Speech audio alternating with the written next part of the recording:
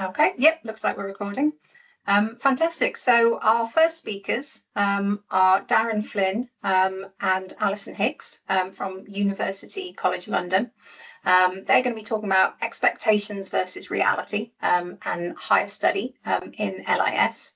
So Darren is a lecturer on the MA Library and Information Studies programme at UCL, and he teaches on a range of modules, including things like using technology, supporting information users, information literacy, information for healthcare, and he's also a personal academic tutor, a dissertation supervisor, an academic skills development lead, and an admissions interviewer. And at some point to that, I imagine he takes a break every now and then. Dr. Alison Hicks is an associate professor on the same programme at UCL. On the MA programme, she teaches on supporting information users and the information literacy modules. And she's the current admissions tutor for the MA Library and Information Studies course. So we are very grateful to both of those for coming along, and I will hand over to them. Thank you very much, Caroline. I'm just going to get these slides up, so hopefully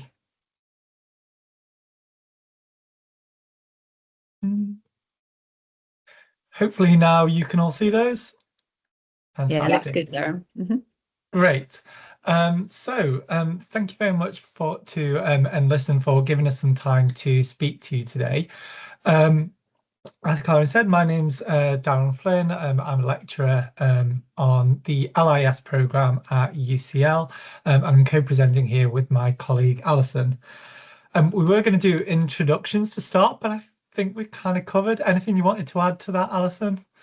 Actually, I was just going to quickly say I'm also the PhD supervisor in our department, so the person in charge of PhD admission. So if anyone wants to talk, we're talking about MA programmes today, but if anyone does want to talk about PhDs, I'm also happy to talk about that. Excellent, cool. And I would just add that I've taught on the programme for about 18 months or so. So I've done sort of in my second sort of round of cohorts of students. And I particularly tend to be personal academic tutor for students that are studying part-time and those that are often, that means returning to study, often from a break. Okay. So just to go through what we're going to be talking about in the next half an hour or so. So we asked NLISN for some space and time to do this as a talk, because although there are different routes into librarianship, a postgraduate qualification in library and information studies remains really the most common entry route for people who want to practice as a librarian. But we're very aware as educators that prior experience of study, the presence or the absence of awareness or support for neurodivergent students, and the sort of systematic barriers to education that these things can really shape people's perspective on whether higher study is the right route for them. So with this in mind, what we wanted to cover in this session was to give you an outline of what the application process looks like for study on the LIS programme that we teach on, and then give you some information about if you were to apply and were successful, what things like assessment looks like on the course, what sort of reasonable academic adjustments are available, what sort of topics and areas we cover that might be of interest, and then give you an idea of the sort of daily reality of studying on the MA LIS programme at UCL. I just wanted to add here that we're going to be talking specifically about our programme, because we obviously can't comment on how things work at other institutions. But within that, we're really not here to try and sort of promote or to sort of sell the course to anyone. Neither are we really looking for a kind of pat on the back or to sort of burnish our inclusivity credentials. I think we're proud of the way that we teach and what we teach at UCL, and we hope that that sort of stands on its own back. But what we are hoping for is to sort of give you a realistic impression of what study on an MA programme like ours looks like, and whether it might be for you, particularly if you're considering a return to education after some time out. So that's what we're going to be covering. So to start off with, Alison, you were going to go first talking about admissions to the programme. Great, thanks Darren, and thanks everyone. It's really lovely to see so many people here, including a couple of our recent graduates. So thanks all for coming along. So I'll start off, as I said, I'm the admissions tutor for the LIS programme. So I thought I'd start off by talking a little bit about various different aspects of the admissions process, and including things that maybe you want to look out for or ask about as part of that process as well, because I think it's really important in the admissions process, even though it seems like all the power lies with the institution who's admitting you, there's also a lot of scope for applicants to ask questions, to ask really hard questions, challenge people as well as you feel comfortable, so you can make a really good decision about whether you feel like this is the right programme for you too. So first of all, I think most admissions processes would start with attending the open day, and I strongly encourage anyone thinking about starting an MA or other programs to attend the institutional open day if they offer one. Obviously, all places offer an online prospectus, but that tends to be written by marketing teams, communication teams, very glossy and beautiful. But I think when you get to the open days, they're much more so dynamic, and you get much more of an insight about whether that program might be a good fit for you. For admission open days, obviously, if you live close, then you might be able to attend an in-person one, but otherwise, a lot of places would offer an online open day via Zoom, and that's typically either with module leaders or module tutors on the course, and potentially some students as well, depending on the setups. So I think as I said, strongly encouraged to attend the open day, because I think that can give a really good insight into the needs and the types of students that attend that programme, how they might support the needs of those students, and sort of more of that everyday reality beyond like what modules are offered, etc.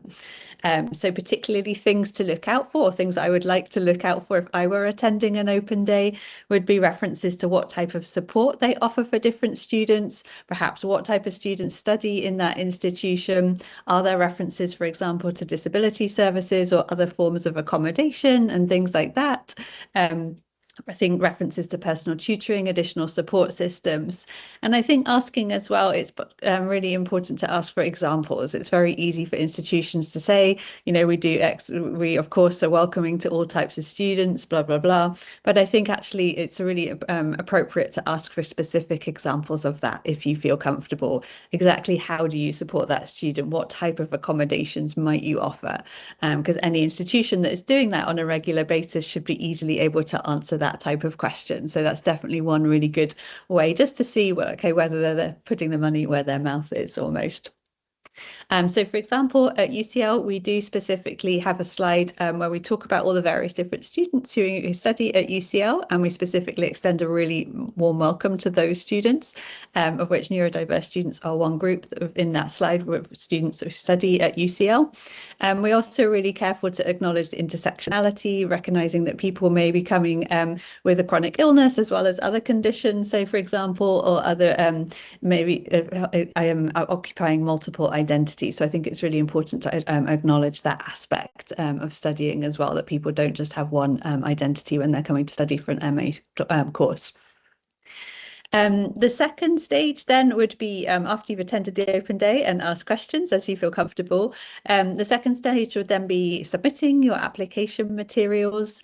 Most universities, I imagine, would have very standardized application processes where you have to fill in an application form with traditional areas, you know, for your past undergraduate qualifications or previous qualifications, your work experience, voluntary experience, etc. We don't have any control over that at UCL. We have to do what the official application form says, but we do have space for a personal statement, and that's a space where you can extend a bit on what you've included in your CV or your application material. And that does give you a bit of flexibility too, if you wanted to say, if you have gaps in your employment record or you've had a timeout for whatever reason at all, that would be a perfect place if you want to address that there, talk about, but also to talk about any more of your specific interests or goals or aims or passions related to library studies. I know there's a perception that people don't read personal statements, but I promise you that I read every single one that comes in, and I really love reading them as well, and just getting more of an insight into a person than the very dry application form allows me to normally. So that's really important part of the application, as well as all the standardized things like transcripts and application materials. We then, at UCL, we have a slightly different process in that we do interview people, and it's a very informal interview. So I don't want to scare people, because I know everyone, myself included, hates interviews. But we do have this informal interview process. And the reason we do this is because we're an in-person program, so we're just physically limited the number of students we can admit to the program because of like the classroom sizes. So we do tend to have more applications than we have spaces for, so we do the informal interview process as a way to help us make decisions about admissions. And I know you might be thinking, oh, wow, that's like, I'm not going to do that. So that's completely like that might completely change my chances or whatever. But I strongly encourage you not to let that put you off, because we found that actually having this interview process allows us to, has actually been really successful for us for widening the diversity of our cohort. Sometimes we find that, just these very dry application forms prioritize certain forms of information, and we really want to get a sense of the person behind the qualification, the person behind the work or the voluntary experience. Why are you interested in studying this? What are your passions? What do you love? What do you want to do in future? So we found that the interview, even though we recognize it can be quite alarming or intimidating, we try and make as peaceful and as encouraging and as friendly as we can, because we love having that chance to get to know you within that time. And often we find that when we just rely on personal statements, sometimes people just sort of repeat things that are in their CV. So actually having that interview allows us to go into a bit more detail and get, as I said, more of a sense of who the person is who's applying. And that's been really positive for us. We do try and follow guidelines for making interviews, even though this is an informal one, as inclusive as possible. So we put the questions that we ask in our interviews. We're not shy about saying what they are. They're on the prospectus. So you can see those in advance. You can prepare any thoughts or have any thinking beforehand as well. And we also, when we invite you for an interview, we repeat what the questions are going to be. So you don't need to ask for accommodation. You're welcome to ask for any accommodations, but in terms of questions, they're already there in the interview. Okay, so then the application experience itself. So once you've sent in your materials, we've invited you to come for an interview, an informal interview. Then we're in that interview, that email inviting you, we try and sort of provide an overview of what to expect or of the informal interview, and also how to prepare. So as I said, we'll repeat what we're planning to be asking you in those interview questions. And then we'll also identify the person who's going to be interviewing you, typically me or Darren or another member of the team. As well as timings, the Zoom link, etc., etc. We typically schedule interviews to be 30 minutes long, but I don't think I've ever had one actually reach 30 minutes unless someone's got a lot of questions. We just give that amount of time in case people do want to have a bit of additional time to process, to take their time to reflect on answers or to reflect on what they want to ask us. So that's all outlined in the interview email. The interviews then will last, as I said, about 30 minutes, and we're really we do them always on Zoom online, so we think that's quite useful as a way so you can attend in a place that feels comfortable to you, a quiet space that feels comfortable to you. And in that interview, we're just really looking to chat with you about, first of all, your interests in studying library and information studies, why you want to study at UCL, your interest in the course, if there's any specific aspects of the course that you're interested in, and then thinking ahead to your future career as well, what you might be interested in doing, even though we know things might change after studying for the MA. And through that, we're really, as you said, we're really open to just learning more about you and whatever floats your boat. And sometimes people demonstrate that in a very enthusiastic manner and leave it sort of, very clear that what excites them about libraries. Other times people are much more sort of muted about it, and that's completely fine. We realize that passion is expressed in many different ways, and we're really open to understanding the various different ways in which people engage and are excited about library work. It's presented in very different ways, and that's also really, really good.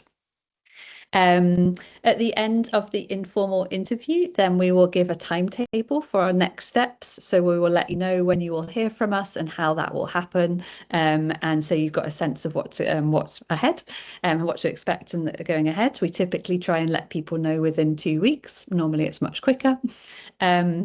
And then after that, when we send an acceptance email accepting into the program, we also give you a timetable for what to expect as well, including details of deadlines that UCL puts in place and other things like that as well. So it's all quite clear, I think, spelt out to people so they can know what to expect and when to expect and various different deadlines that are involved, etc.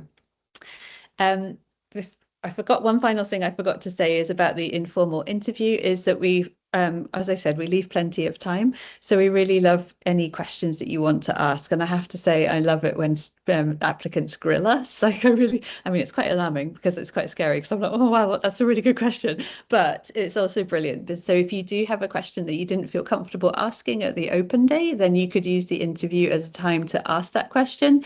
You know, what type of accommodations do you offer for X student, or how might you support this situation, or anything at all that you would like to ask or really want to find out about the program to gauge whether it is the right program or fit for you, then it's completely okay to ask those questions in the interview. And as I said, we really encourage that.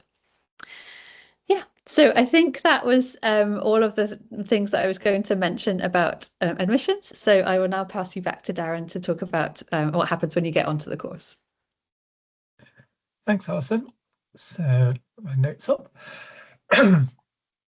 So if you have applied and you are successful and are offered a place on the course and then accept that place, I just wanted to go through some of the details about what the actual experience would look like, sort of from a top down, thinking about the programme. I'm coming at this completely as my perspective as a lecturer on the programme. There are our former students present and people that are involved with NLISN.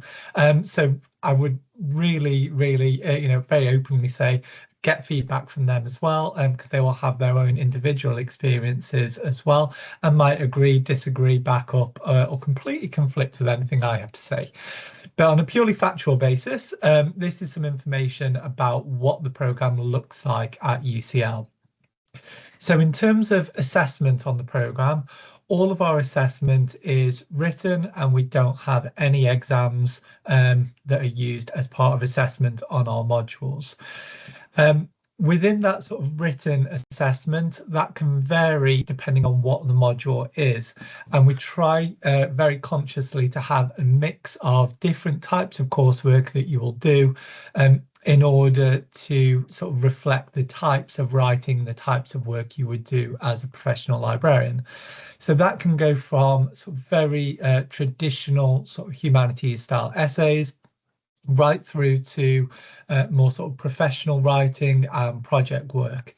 So the module, one of the modules that I teach, for example, is a core module, and as part of the assessment for that, you build a digital library or a digital archive, and then you write a reflective commentary that goes alongside that. For other modules that we have, myself and Alison teach on the information literacy module, we do a teaching exercise, and then accompanying that you produce either a lesson plan or a teaching philosophy statement that goes with it. So it really varies, and we like that you will get exposure to different forms, different types of writing through the programme. A change, and this is certainly something that I was happy with compared to my prior academic experience. All assessment that you will do as part of the programme is individual. So although group work is an integral part of the programme itself, when it comes to assessment, everything is individual. So there isn't any assessed group work as part of our modules. Within any of those assessments that you do with us, there is a choice of focus. So although there is an overall brief for each individual assessment, you then have the opportunity to move the focus to something that you're particularly interested in.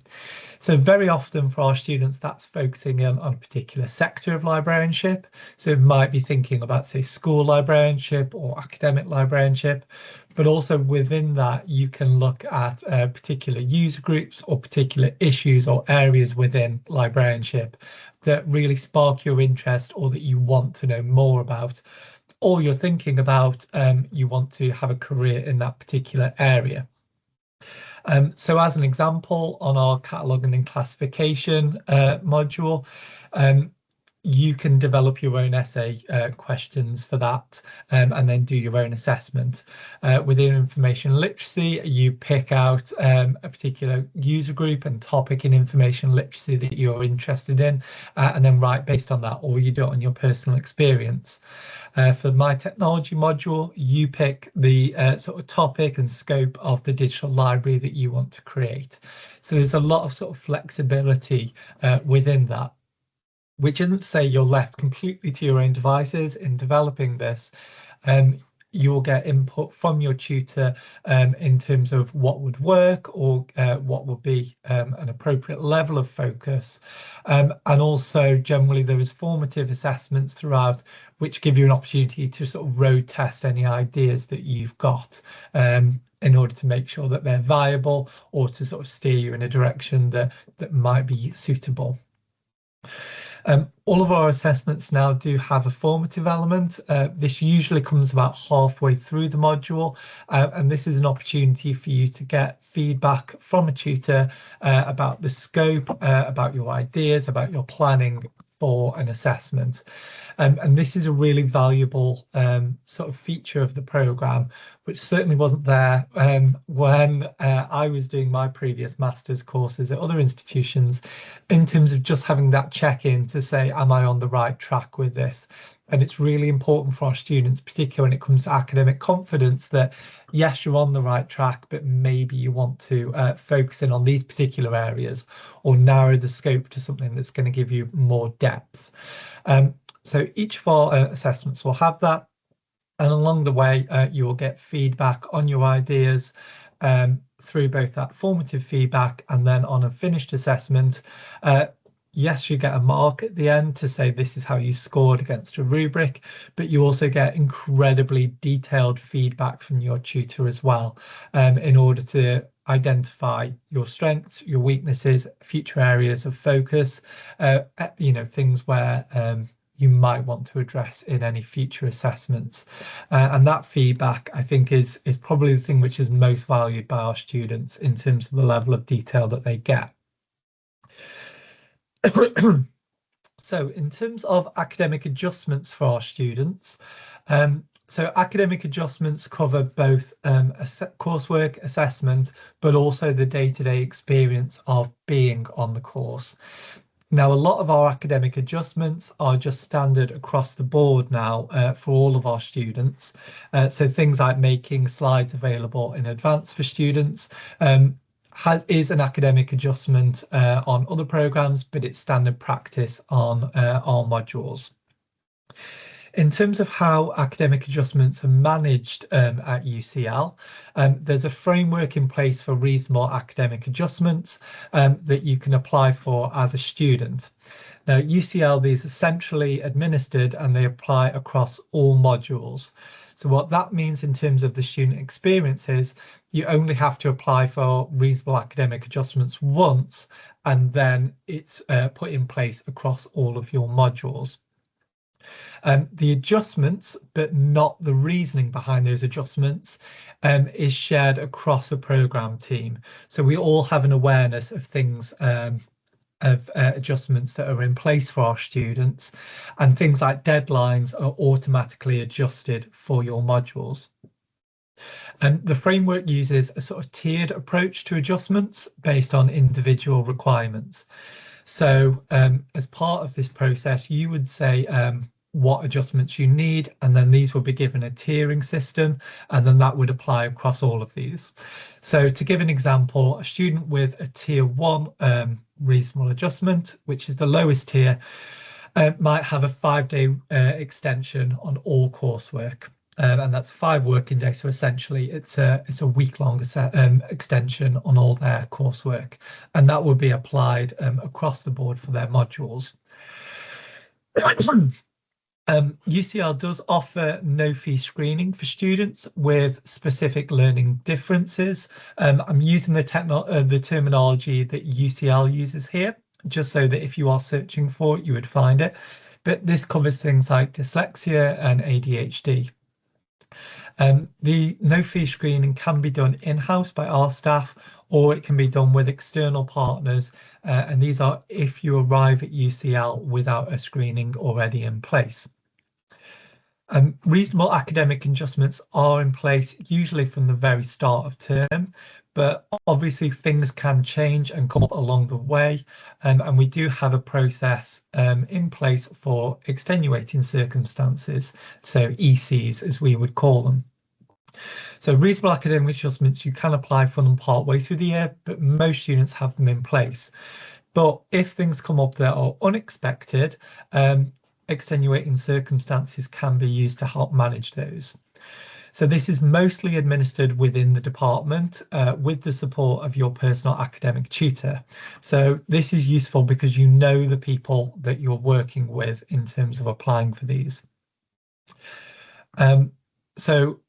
Extenuating circumstances can cover a whole range of different outcomes because they are unique to the individual and their particular circumstances.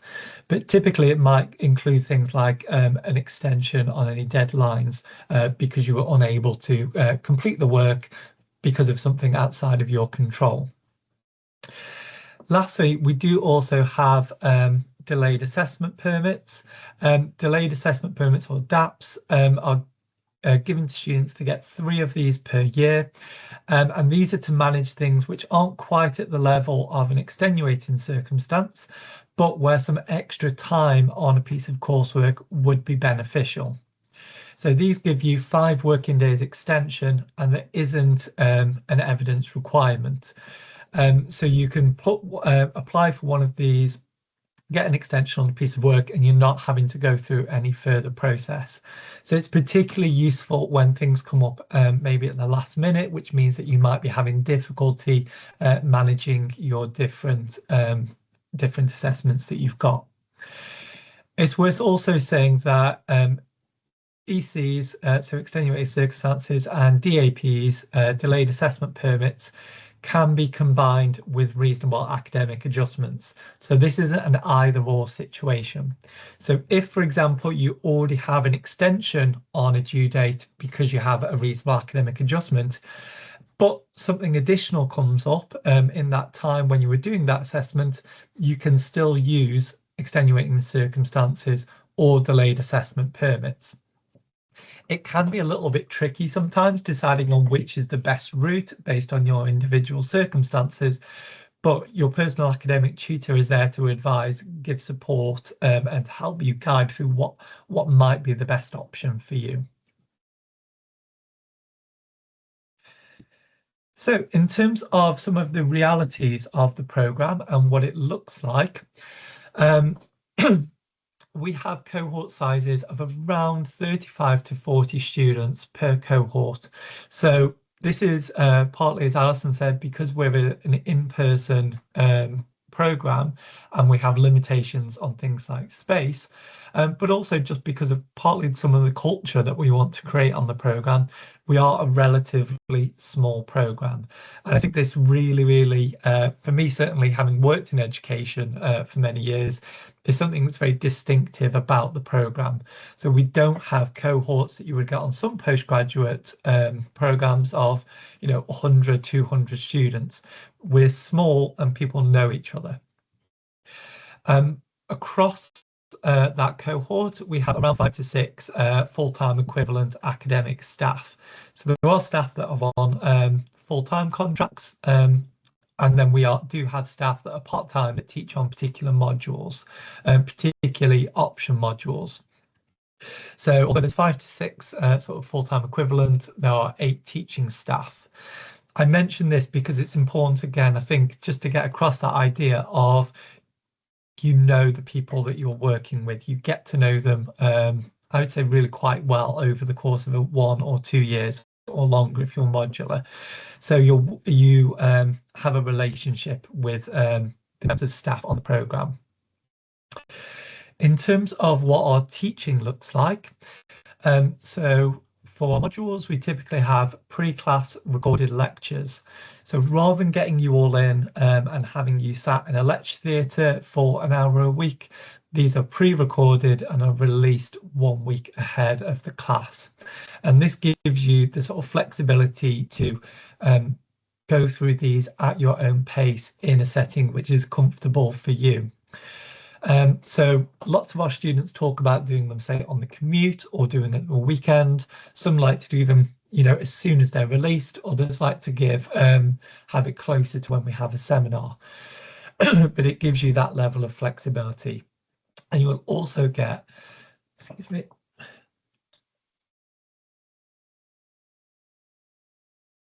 So you will also get, along with that pre-class content, any guided reading or any guided activities that are to be completed in advance of the seminar. In terms of our face-to-face teaching, for each module, we have a 2-hour activity-based seminar, and there is a break within that. So we have a 10-minute break. So it's not you're in a room for 2 hours non-stop. Within those seminars, we do focus very much on sort of discussion and activity based stuff in that. So in the time that we have you in class, that's where we want to do stuff that's more interactive, that's more discursive, and that's more sort of activity based. So we're making best use of the time when you're in the room with us. Some modules are solo taught, so I'll have one lecturer teaching that whole seminars. For others, such as some of the ones that me and Alison teach on, it's team taught, and we might be taking an hour each, or we might be splitting it up in different ways. Outside of the sort of main module content, we also have a sort of pastoral element to the programme. So every student is assigned to a personal academic tutor, and a personal academic tutor is responsible for supporting you in any element of academic development through the programme.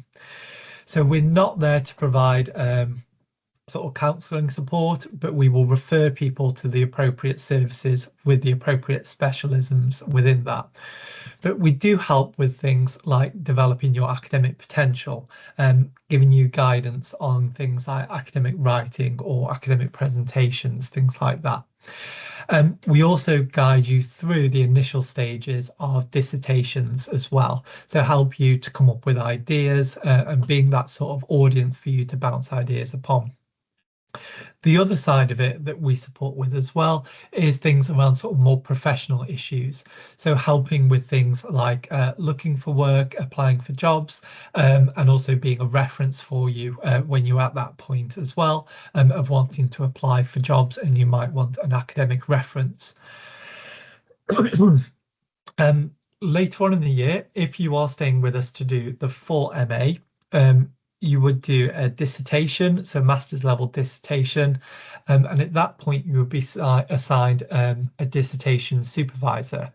So once you put your proposal in and say what you want to do your dissertation about, you would be given a dissertation supervisor who's got expertise in that particular area and the particular methods that you are interested in. So often, in a sort of practical sense, they sort of take over a lot of responsibility at that point in guiding you through that. With both dissertation and PAT meetings, personal academic tutor meetings, these are done in person, but they can also be done online as well. I would say out of mine, I do probably 90% plus of my meetings are online now because it fits around people's sort of working lives, but we do make office time available for people who maybe prefer to meet in person. In terms of the real practicalities about what the programme looks like, so on all of our own modules that we teach within the programme, they're taught on Mondays and Tuesdays. And this is a very conscious decision on our part to have a sort of regular, predictable sort of timetable for our classes. If a student is studying with us part-time, typically they would do Tuesdays in the first year and then switch to Mondays in the second year. And what this allows you to do is to have that reliable timetable that you know when you're going to be studying, and it frees up time if you are working, that you know that you can agree with your employer. These are the days that I'm going to be in person, getting in-person teaching. I would say, and I think it's particularly important to bear in mind if you are thinking about studying with us either full or part-time, these just reflect that in-class time. This doesn't account for any of the outside of class work that you would need to do. So things like the preparatory reading, watching the lectures, doing coursework, that you can fit in around you know, choose where you want to do that. So whether that's at weekends, whether that's during the week, but it's just something to bear in mind that these only cover those in-person days. In terms of our teaching hours, we similarly try to keep a sort of very regular timetable. So our classes run from 11 till 1, an hour break for lunch, and then 2 till 4.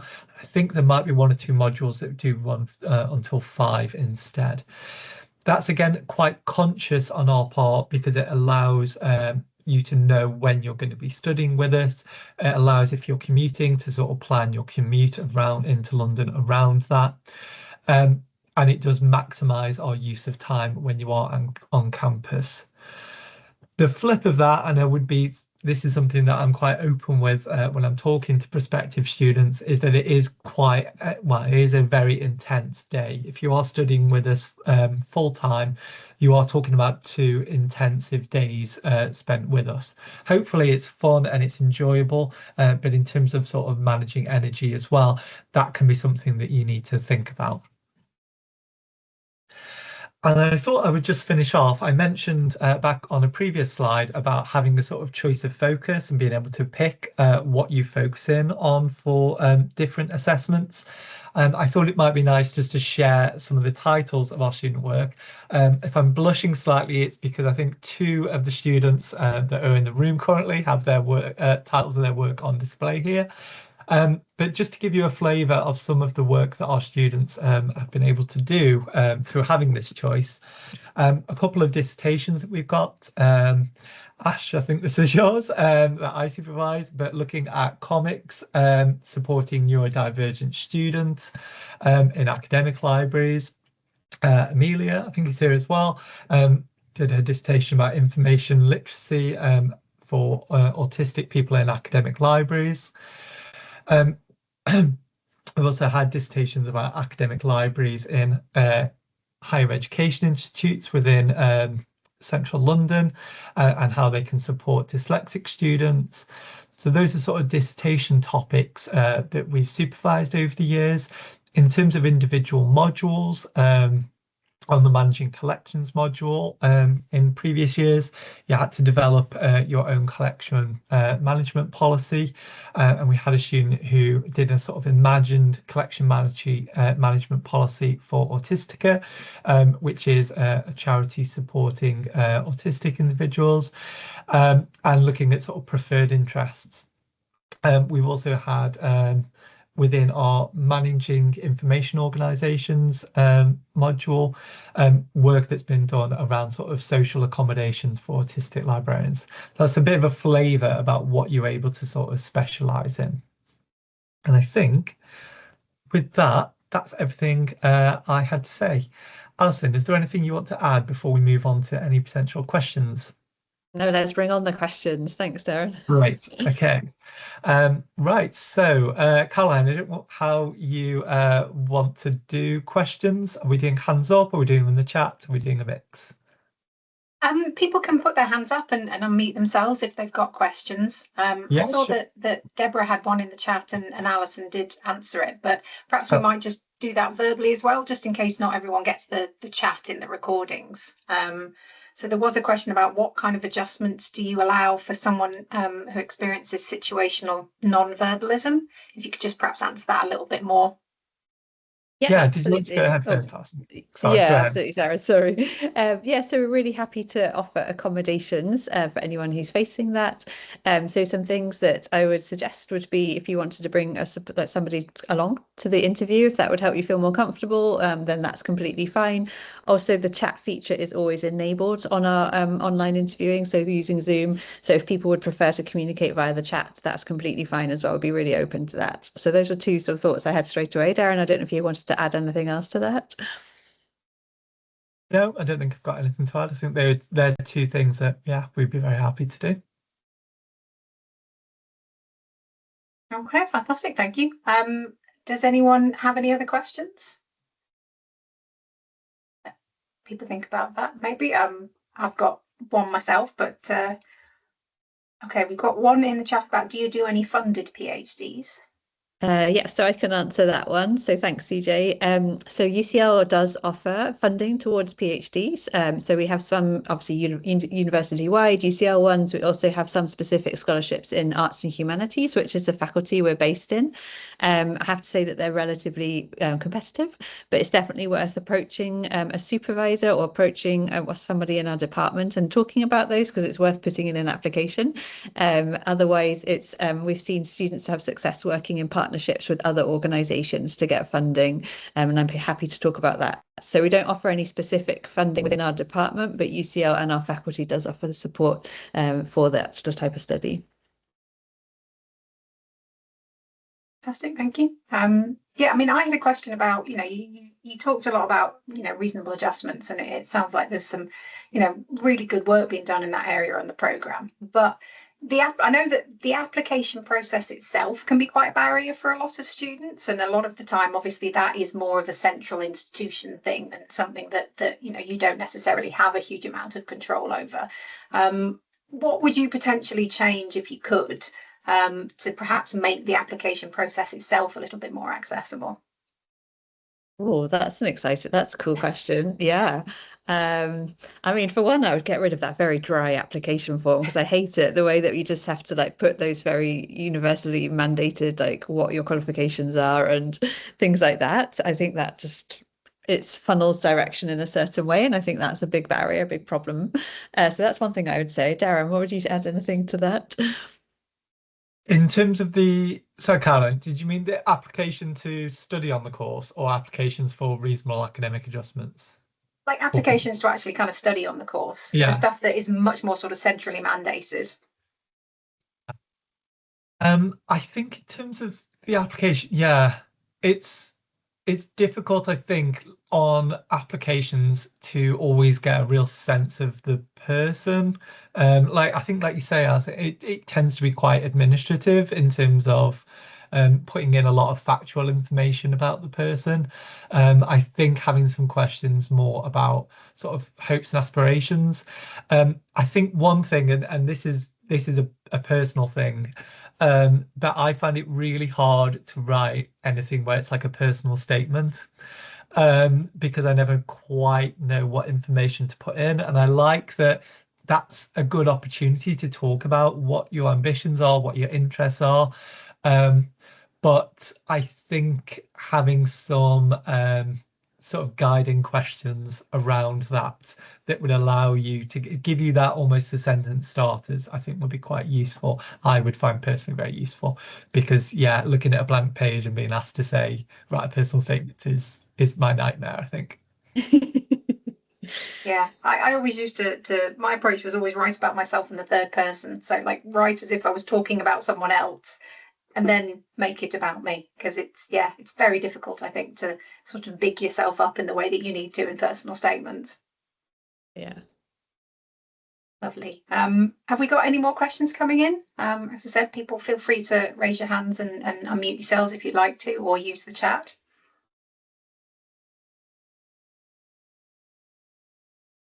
Okay, not seeing anything else coming in, but if people do have kind of further questions, obviously you've had your contact details on the slide, so people can follow up, I'm sure. So thank you very much then, Darren and Alison. We really appreciate you coming along and talking this morning. It's been very interesting. You know, I'm considering doing a PhD myself, so you know, you may hear from me at some point. So thank you so much. We're kind of a little bit ahead of time, so I think we will skip on to our next talk,